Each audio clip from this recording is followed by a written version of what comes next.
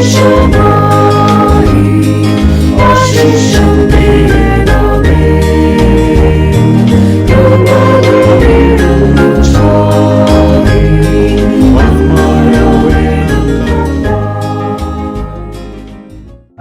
വായിപ്പാൻ നിശ്ചയിച്ച വേദഭാഗം സംഖ്യാപുസ്തകം 2-ാം അധ്യായം 1-ാം വാക്യം മുതൽ.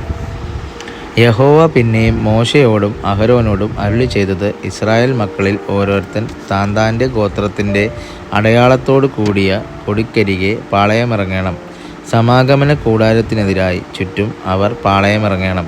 യഹൂദാ പാളയത്തിൻ്റെ കൊടി കീഴിലുള്ളവർ ഗണം ഗണമായി കിഴക്കേ സൂര്യോദയത്തിന് നേരെ പാളയമിറങ്ങണം. യഹൂദായുടെ മക്കൾക്ക് അമീനാദാബിൻ്റെ മകൻ നഹശോൻ പ്രഭുവായിരിക്കണം. അവൻ്റെ ഗണമാകെ 74,600 പേർ. അവൻ്റെ അരികെ ഇസാക്കാർ ഗോത്രം പാളയമിറങ്ങണം. ഇസാക്കാരിൻ്റെ മക്കൾക്ക് സൂവാരിൻ്റെ മകൻ യനദനയേൽ പ്രഭുവായിരിക്കണം. അവൻ്റെ ഗണമാകെ 54,400 പേർ. പിന്നെ സെബൂലൂൻ ഗോത്രം. സെബൂലൂൻ്റെ മക്കൾക്ക് ഏലോൻ്റെ മകൻ ഏലിയാബ് പ്രഭുവായിരിക്കണം. അവൻ്റെ ഗണം ആകെ 57,400 പേർ. യഹൂദാ പാളയത്തിലെ ഗണങ്ങളിൽ എണ്ണപ്പെട്ടവർ ആകെ 186,400 പേർ. ഇവർ ആദ്യം പുറപ്പെടണം. രൂബേൻ പാളയത്തിൻ്റെ കൊടി കീഴിലുള്ളവർ ഗണം ഗണമായി തെക്കേ ഭാഗത്ത് പാളയമിറങ്ങണം.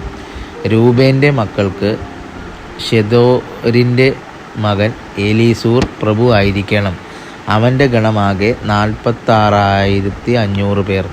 അവൻ്റെ അരികെ ശിമെയോൻ ഗോത്രം പാളയമിറങ്ങണം. ശിമെയോൻ്റെ മക്കൾക്ക് സൂരീഷദായുടെ മകൻ ശെലൂമിയേൽ പ്രഭുവായിരിക്കണം. അവൻ്റെ ഗണമാകെ 59,300 പേർ. പിന്നെ ഗാദ് ഗോത്രം. ഗാത്തിൻ്റെ മക്കൾക്ക് രയൂവേലിൻ്റെ മകൻ എലിയാസാഫ് പ്രഭുവായിരിക്കണം. അവൻ്റെ ഗണം ആകെ 45,650 പേർ. രൂബേൻ പാളയത്തിലെ ഗണങ്ങളിൽ എണ്ണപ്പെട്ടവർ ആകെ 1,51,450 പേർ. അവർ രണ്ടാമതായി പുറപ്പെടണം.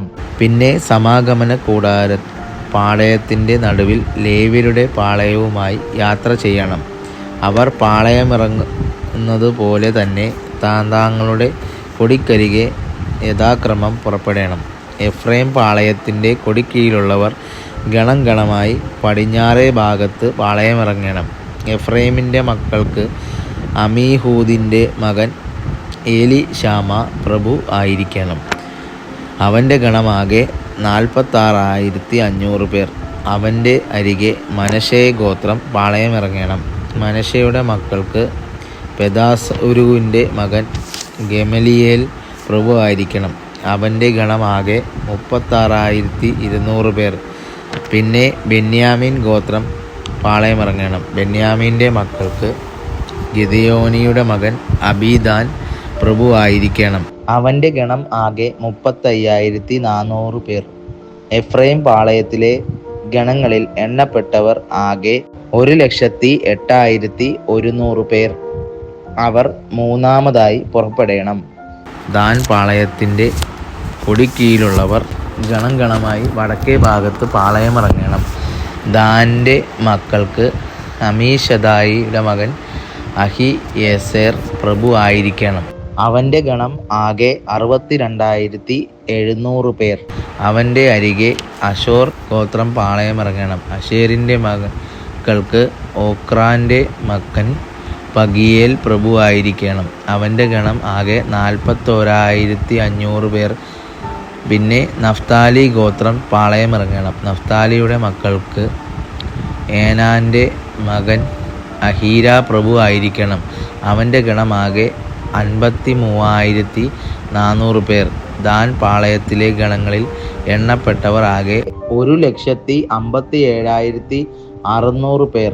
അവർ തങ്ങളുടെ കൊടികളോടുകൂടെ ഒടുവിൽ പുറപ്പെടണം. ഇസ്രായേൽ മക്കളിൽ ഗോത്രമായി എണ്ണപ്പെട്ടവർ ഇവർ തന്നെ.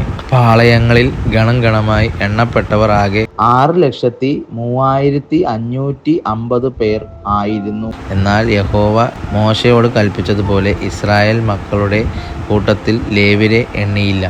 യഹോവ മോശയോട് കൽപ്പിച്ചതുപോലെയും ഇസ്രായേൽ മക്കൾ ചെയ്തു. അങ്ങനെ തന്നെ അവർ താന്താങ്ങളുടെ കൊടിക്കരികെ പാളയമിറങ്ങി. അങ്ങനെ തന്നെ അവർ കുടുംബം കുടുംബമായി കുലം കുലമായി പുറപ്പെട്ടു.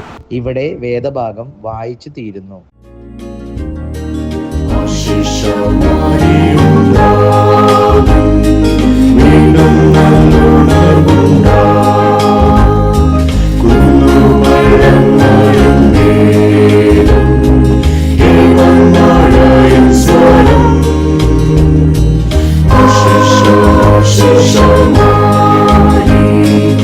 Shisham